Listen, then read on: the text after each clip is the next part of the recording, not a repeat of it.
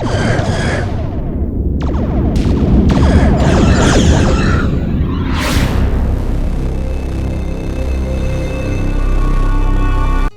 back to It's Not Canon. I am Wesley. And I am Blake. All right, episode 3 of Picard, the end is the beginning. The end is the beginning, apparently. All good things must come to an end. Right? Yeah. But that's the beginning of something else. Yeah. Like the Smashing Pumpkins song. Yeah. Okay, I just caught that. Yeah. So yeah, what'd you think? I think it might have been my favorite episode so far. It was really solid. It was solid. It feels like it's settling into a nice tone. Now, okay, the first 3 episodes were directed by the same person. Hanel Culpepper, I believe is her full name. And the next one will be directed by Jonathan Frakes. Ooh, I didn't know the that. next 2, I think. Ooh, so when is he coming on? I don't know. I thought that we would have already seen them. But I said this in the first episode, like, of It's Not Canon. Like, I like how they're slow rolling, man. I like how we met Rios. Mm-hmm. This time around. Rios. And I like how Hugh came in this time. I'm glad they're doing, like I said, I compared it to the Mandalorian. Rolling them out one at a time rather than just smashing you in the face with all your characters. Yeah. I love it. They seem to be more interested in building something than just dangling things that you remember. I like that. Oh, I love it. All right, where do you want to start on this one? Well, you mentioned Rios. Let's start with him. He's fascinating. Yeah. I mean, it's such an interesting contrast because he's got emergency holograms working his ship. That are like him. They look like him, but he clearly, I feel like I can't decide if he loves himself or he hates himself. Yeah, it's weird. I mean, I wouldn't want to be surrounded by a bunch of, my own self. That's weird. But he gave them like weird accents. And they have, like weird personalities. Yeah, that aren't his. His real self is clearly like Latino, right? Yeah. But then like the EMH is like British butler style, and then like the emergency navigational hologram is, he sounded very like a caricature of an Irishman. Yeah, I thought so. It was like an over-the-top Irish accent, which it was amusing. And I haven't quite unpacked what it means yet, but he either loves or hates himself or both. Pretty interesting. I didn't catch this until the 3rd time I watched the show. I don't know why. Maybe I was just doing other things. Kids running around. Who knows? That's how I watch TV now. I was like 3-year-old running around. It's hard to catch everything the first time. But I didn't catch it the first time about him saying that his captain was killed. Kind of bloody, it sounds like. Like, it didn't go well, which is why he is kind of skeptical of getting close to Picard. So that relationship's going to be kind of weird. Like, he had a mentor that he trusted who was killed. And also that's kind of had a brutal impact on him. Right. And I haven't heard of the ship that he was on before, but I guess they'll delve more into that as we go along. Yeah, I'm going to guess that they're going to dive into his past, and that's probably why he ended up leaving Starfleet. But as Picard said, he is Starfleet through and through. And I love that scene also about how the ship is kept and everything is in order by Starfleet regulations still, even though he left. Right. We kind of jumped into the middle of the episode, but I just couldn't. I really just loved the way they presented his character. I couldn't wait to talk about it. I love seeing them on like this different kind of ship, this smaller ship. The translation of that ship, by the way, is the Mermaid. Oh. I don't know if you caught that. I did not. But he also has a mermaid tattoo on his arm. Yes, I saw someone posted that picture on one of the boards that I started unfollowing because I hate everybody. we can get back in. So can we end every episode by like our favorite complaint? Yeah. We should start doing that. I think that's a great idea. Because I have a good one. Okay. From this week. We'll save that. But I actually started unfollowing all the boards. Yeah, no, I've been super not involved in the fandom for years now. It's just. But I got back in for Discovery, and then it just gotten so shitty that I just got off this week. Yeah. Well, I mean, there's been such a desert of Star Trek content for such a long time.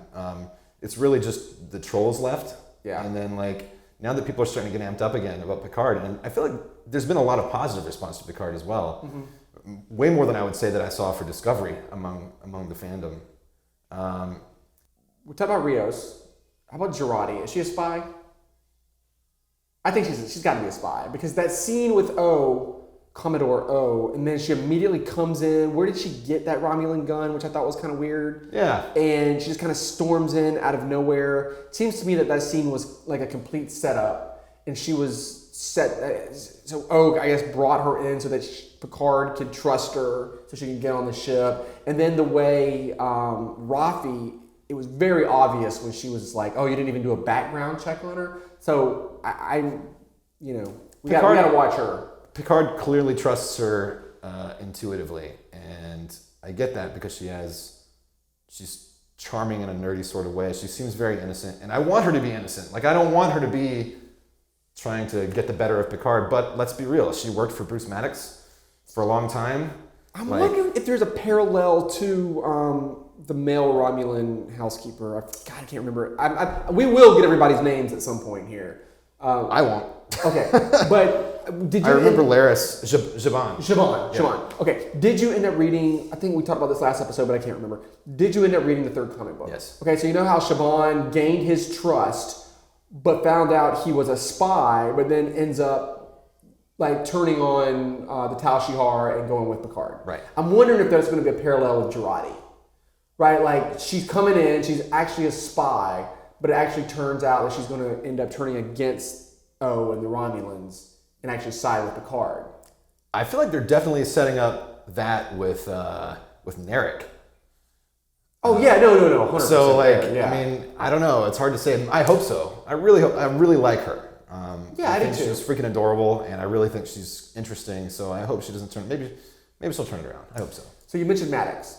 Yes. So about 2 hours before this episode aired, they released the official soundtrack, and two of the songs at the end are about Maddox, like Jurati and Maddox, and then I think the next song is they leave with Maddox or something along those lines. So we said this in episode 1 of It's Not Canon, but a couple weeks before Picard, you looked at me and said, "I hope Maddox is in this show." And then everything's been about Maddox, which we didn't expect. Now I think you finally have confirmation, as you said, hashtag spoiled by Spotify. I think we finally have confirmation that Maddox will indeed be in Picard. Yeah, I mean, I don't see. They have to pay that off now. They've set up way too much. Yeah, but it could have got to Free Cloud and him been like dead or something. Yeah, that would be a big letdown for me personally, but you know, they could make it work. So the thing that I am concentrating on the most right now is the tie between the Romulans and the Borg. Right. So you have a theory, which is that I had a theory. I had a thought. I wouldn't go as far as call it a theory yet, but it occurred to me after watching this episode and seeing what the exposition that Soji gave us about like that being the last ship that was ever assimilated by that cube. It was the ship of Romulans. That's right. So what if they were like Tal Shiar or Zhat Vash agents and got assimilated on purpose, much in the same way that Picard wanted to implant Hugh with like a mental geometric shape that was anomalous. So they went with like a kamikaze mission. Right. I can see the Romulans doing that. That's such a Romulan thing to do.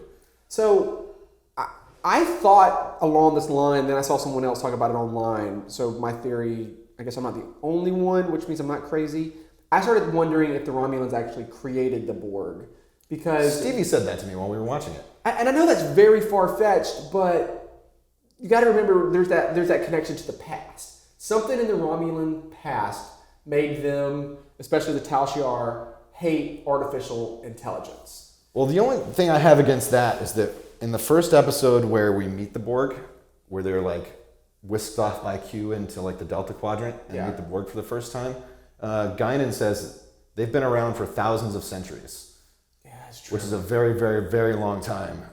So I thought maybe like, thousands of centuries, maybe the Romulans, maybe before the Vulcan-Romulan split, maybe they created the Borg, sent them off. I mean, it's possible. Try to get rid of them or something. I don't know. But there's some link in the past there. There is. There's something there. And maybe it's that, I mean, you haven't watched Battlestar Galactica, right? I haven't, no. But one of the themes of that show is all of this has happened before and it will happen again. And societies, as they progress to a certain point, start making the same mistakes. And eventually, either they get past it or they destroy themselves. Yeah. So maybe the Romulans or the Vulcans before, whatever. Maybe at some point in the past, they created artificial life and it fucked them. Well, the other thing is, like, I can't help but think there's got to be a connection between Discovery and Picard. It is not a coincidence that the second season of Discovery, the last thing we saw, and now the first season of Picard is all about artificial intelligence. And then there was that big rumor we kept talking about last year that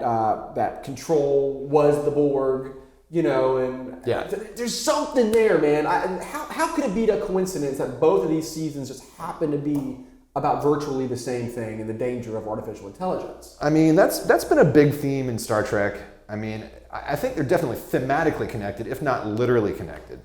I know that they're big themes, so you can't ignore big themes, but they're not the only themes. No, I mean, there are so many themes in Star Trek. Is it a coincidence that both of these just happen to be on the same exact theme back to back? I mean, I wouldn't say it's coincidence. I wouldn't be surprised if they were directly connected, but I don't think there's enough evidence there yet to theorize. What about this? Okay, what's Bruce Maddox's connection to the Borg cube? Why is Soji there? She's been planted there, right? Yeah. She's not just there because it's her job. It's true. Like she obviously has, like, okay, back to the scene, we talked about this last episode too. The scene where she's talking to her mom.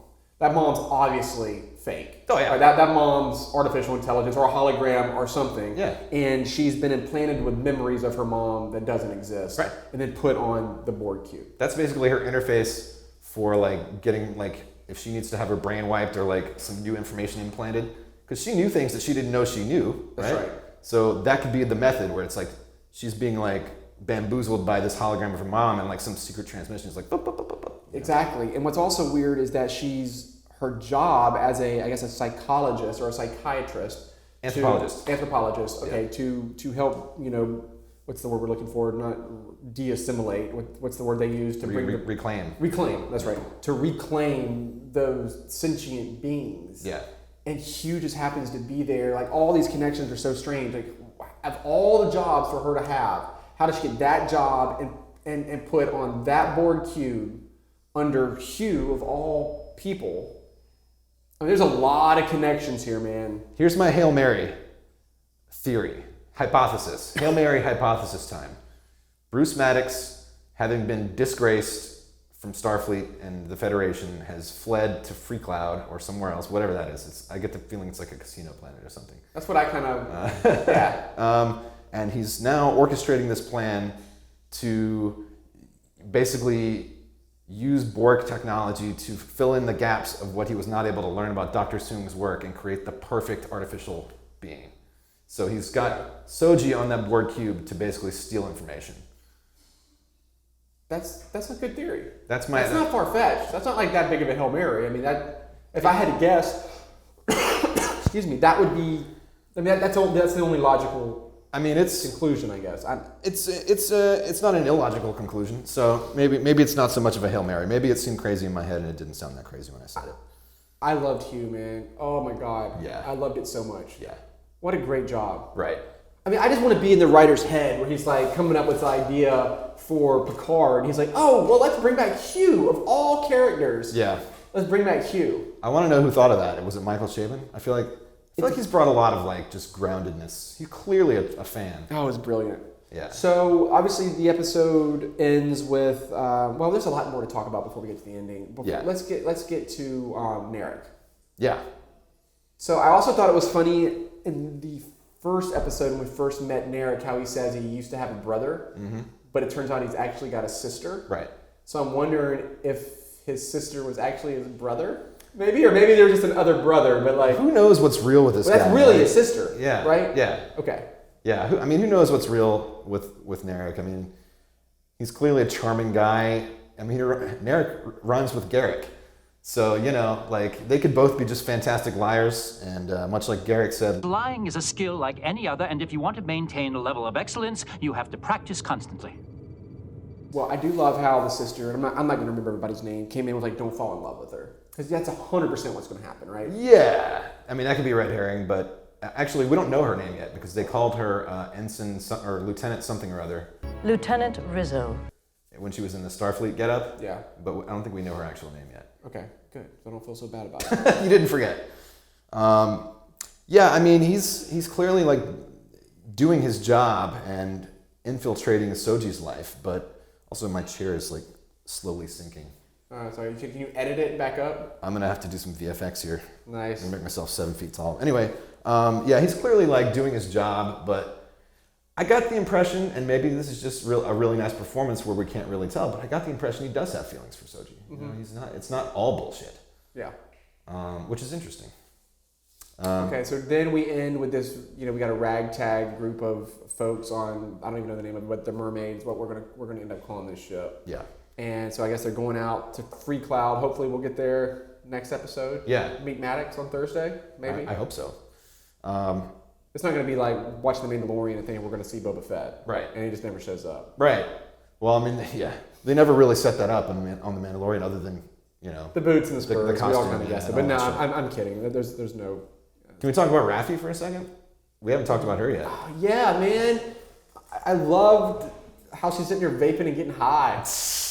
Yeah, I know, right? She took a nice little pull on that with the whole... She's got the skills where she's like vaping out of her mouth and then inhaling in her nose. I told you this in the first episode of It's Not Canon, and what I loved about it is seeing life on Earth, which we never really saw before. Mm-hmm. But it's really messing with my head because it's nothing like the utopia that I expected it to be there. I almost felt like it was going to be some sort of like everybody's equal kind of socialist or communist environment. But when Raffi ended up taking this stab at Picard, and she's like, "Oh, you're in your chateau with your fancy furniture, and I'm in this slum-looking double-wide trailer at Vasquez Rocks." Like, which is pretty dope, honestly. It is pretty dope. And she's smoking the dope, but like, or smoking something. Yeah. But it was not at all what I, since I was a little boy, envisioned life on Earth to be like. How much does this thing cost? The economics of the future are somewhat different. You see, money doesn't exist in the 24th century. No money?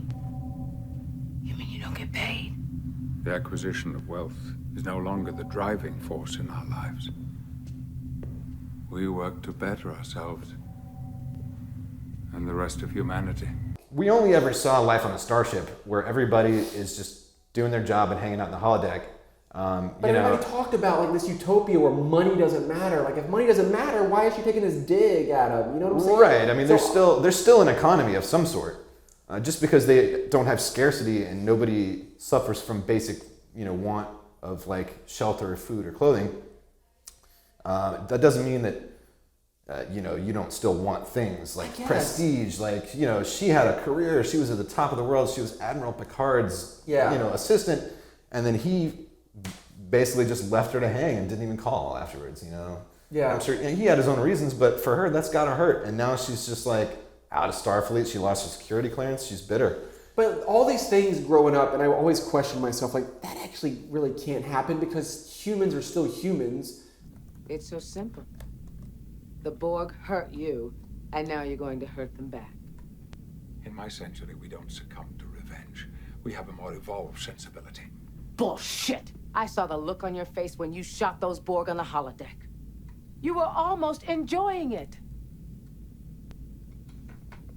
How dare you? Oh, come on, Captain. You're not the first man to get a thrill from murdering someone. I see it all the time. This is not about revenge. Liar! This is about saving the future of humanity. Jean-Luc, blow up the damn ship! No!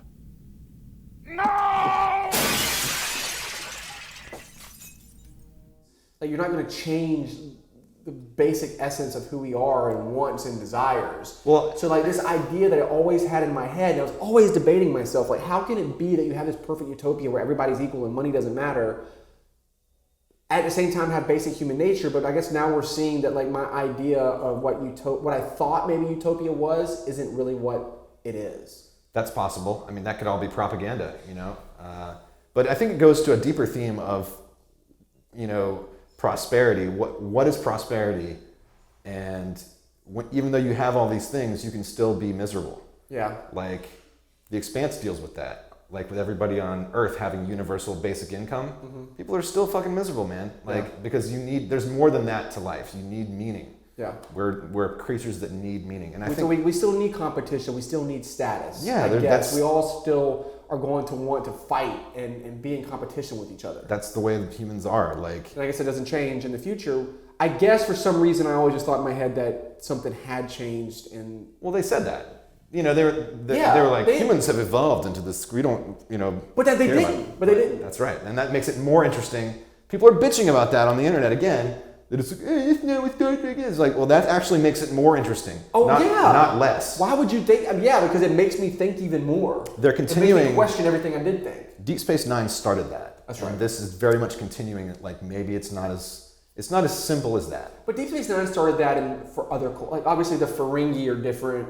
they're all about money, and the Romulans are always conniving. But we still, even in DS9, got this idea that Earth was different. Yeah.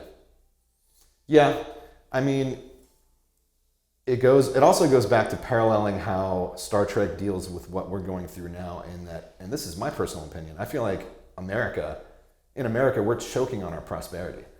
Yeah. Like we're 100%. We're so well off, and yet there's like a wave of depression and suicide, and they're calling it like diseases of despair. Yeah. And it's like, we've got everything. Well, we got this sense of entitlement. Right. Now, and think how much of sense of entitlement you would have if you lived in a socialist utopia where nobody had to worry about anything. Yeah. I mean, what is that going to do to your psyche?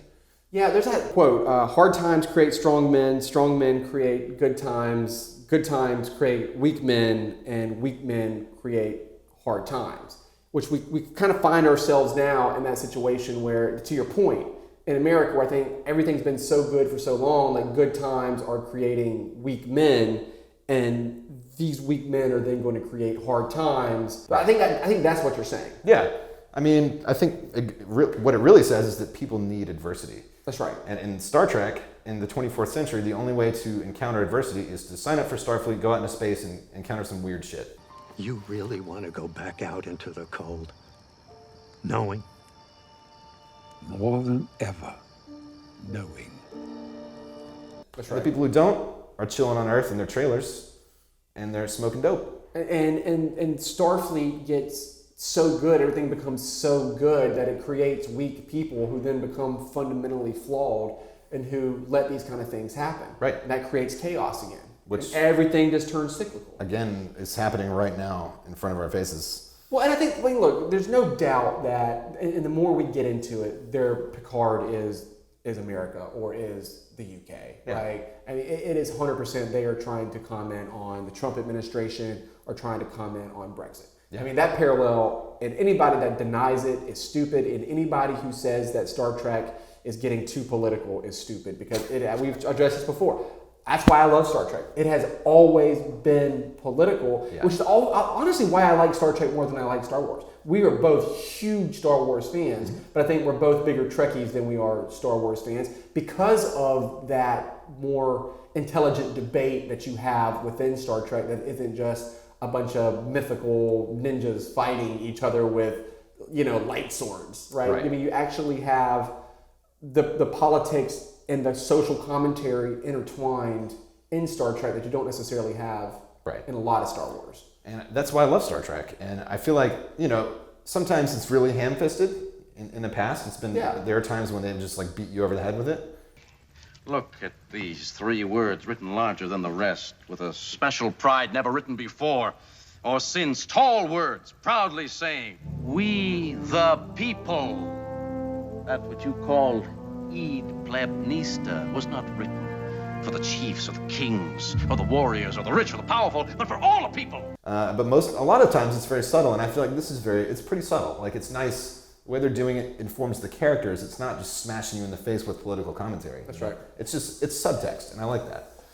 What else you got on this episode? Just a little fun aside. Commodore O, the actress who plays her, is Tamlin Tomita, who is the love interest in Karate Kid Part 2, which is one of my favorite movies growing up. So I didn't even recognize her, but I was just looking through the IMDb, and I was like, holy shit, that's her. Yeah, what's the Romulus girl's name? Shaban's girl? Oh, Laris? Laris, the actress that plays Laris was in Into the Badlands. Really? Did you ever watch that show? I never did. Dude, it's been canceled now, but it was one of my favorite shows on TV. Speaking, I dropped a ninja reference earlier with Star Wars, but speaking of ninjas, I mean, this show was awesome. Actual ninjas? But she was in that show, and she was fantastic. Nice. Yeah. I really like her in the show, too. She's cool. So I guess some open questions are, why would the Tal Shiar want to stop the evacuation that was going to save their people? They kind of talked about that in this episode, but yeah, man, that's kind of crazy. What's their angle? I have no idea. Picard asked Raffi that. Yeah. And who knows? Maybe it was to be able to start all over. Maybe it's that idea that we just need to, maybe it's the Thanos idea. We got to wipe out society to start all over again because we screwed it up so bad. Or maybe it's the biblical reference to the flood. Yeah. Right? Could be. And God coming in and saying, you've all screwed up, so I'm going to let a few of you survived and the rest of you are gone. Right. Maybe. That's the only thing I can think of. Another thing it didn't really stand out to me, but I've watched this episode like 3 times now, and Raffi calling Picard JL. Yeah. So I know what they're trying to do here. They're trying to show that Picard has softened, loosened up a little bit, but like it still just kind of made my skin crawl. Well, we talked about this in the first episode too. So that that cut scene from Nemesis, right, where the new first officer comes on. Very good, Jean-Luc.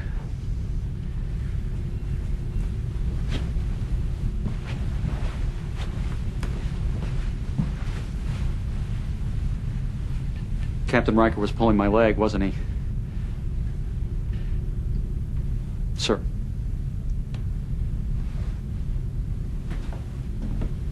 And calls him Jean-Luc. Riker jokes with him and says, "Yeah, if you really want to, get on his good side, call him by his first name." Yeah. And Picard hated it. Yeah. So I thought it was kind of tying to that. Yeah. Right. Like 20 years later, he's softened up. Clearly, he's softened up, but it's still just kind of like. But it also shows how close that relationship was with Raffi. True. I think that's what they were trying to say, that they were like this close. And I loved when Raffi kind of dropped that line of like, "Homie, you didn't even call me." Right. Right? Like, and now you're coming in here wanting something from me. I just loved it because it showed. It's adding dimension to Picard. Yeah. It's kind of an like, asshole. What a dick. Like, what a dick move. I mean, he's always been an asshole. Your actions, you thought all about yourself. It was your ego that got you fired, or they at least not fired, but accepted the resignation, got Raffi fired, and then you didn't even call? Check in? See how she's doing? She's out in her trailer getting high? It shows that Picard did have hubris in the sense that he thought that the threat of his Jean-Luc Picard's resignation would be enough to change the course of intergalactic politics. I love it. Like, what how big of a asshole. head did Picard get? What a dick. What a dick. At least Cisco actually became a god. Right, exactly. He's actually Space Jesus. Oh, you had a complaint that you wanted to talk about. Well, I was just, somebody, as soon as I walked in here a while ago, I pulled up that group because I hadn't seen it, and someone posted, "Okay, who else is hating on the opening?" and put like a bunch of shit emojis. And we were just listening to the theme a while ago because it just came out on Spotify today. Man, I think the opening is beautiful. I love it. I love it. Love it. See this. Who else is hating on the opening? Dennis. You're a fucking idiot. Fucking idiot. That's ridiculous. That's what you say if you go watch Star Wars. I love Star Wars, but that's someone who just wants to see like spaceships flying around and fighting. That says that kind of comment. Yeah. That has absolutely no grasp of art or music or symbolism. Just if you make that kind of comment, you're just not a thinker. You just want to see spaceships flying around and fighting each other. Because I guess this guy just wants Enterprise. God. Man, that's dumb. Enterprise. What was the name of that song from Star Trek Enterprise? I've got faith. It's faith in the heart. Faith in the heart. Fuck that shit. I don't love every single thing about Picard. There are definitely a few things that I haven't liked. And I feel like we should throw those out a little more because we're going to get hated on for just liking everything. We've gotten a bit of hate for that already, but I mean... But like, this is one thing I just don't think you can hate on. It's too beautiful. Well, this goes back to the why fandom is poison thing. If you're hating on that, then you just don't like anything and you should just stop. Turn your TV off and go outside and have a fucking beer. Just chill.